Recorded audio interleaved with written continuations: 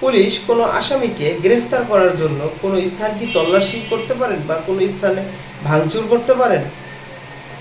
Advocate আকাশ, Bangladesh supreme court. বিজ্ঞ আদালত থেকে যদি কোনো ব্যক্তিকে অ্যারেস্ট করার জন্য ওয়ারেন্ট দেয়, তখন পুলিশ অফিসার ওই ব্যক্তিকে অ্যারেস্ট করার জন্য যেতে পারেন এবং অ্যারেস্ট করার জন্য কোনো স্থানে সে যদি পলায়ন করে থাকে বা কোনো স্থানে থাকে আর পুলিশের যদি মনে হয় যে সেই স্থানেই সে রয়েছে, পুলিশ ওই স্থানটা তল্লাশি করতে পারেন এবং পুলিশের দরকার পড়লে ওই স্থানে যদি দেখা যায় যে দরজা জানলা ভেঙে ওই স্থানে ঢুকতে হবে, পুলিশ আইনত তার অধিকার রয়েছে বা পারমিশন দেওয়া আছে, পুলিশ ওই স্থানে দরজা জানলা ভেঙেই ওই স্থানে ঢুকতে পারেন আসামির তল্লাশি করার জন্য এবং আসামিকে অ্যারেস্ট করার জন্য। এবং দেখা গেল যে পুলিশ কোনো একটা স্থানে গেল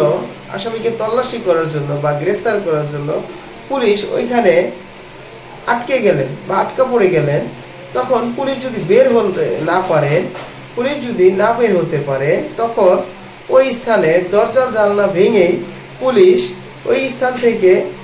বের হতে পারবে। তাহলে আমরা দেখতে পারলাম যে একজন পুলিশ তল্লাশি করার জন্য দরজা জানলা ভেঙে কোথাও ঢুকতে পারবেন, কিংবা নিজেও যদি আটকা পড়ে যান ওইখান থেকে দরজা জানলা ভেঙে বের হতে পারবেন। ধন্যবাদ।